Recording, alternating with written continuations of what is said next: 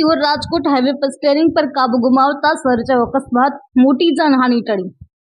Bhavnagar Sihor Rajkot highway પર વડાવડ નજીક વહેલી સવારે એક અકસ્માત સર્જાયો હતો, જેમાં હોન્ડા કારના ચાલક દ્વારા કોઈ કારણોસર સ્ટીયરિંગ પર કાબુ ગુમાવતા કાર અચાનક પલટી મારી રોડના ડિવાઈડર પર ઊંધી વળી ગઈ હતી। જો કે વહેલી સવારે સર્જાયેલ અકસ્માતમાં વધારે વાહન વ્યવહાર ન હોવાને લઈ મોટી જાનહાનિ ટળી હતી અને કાર ચાલકનો આબાદ બચાવ થયો હતો।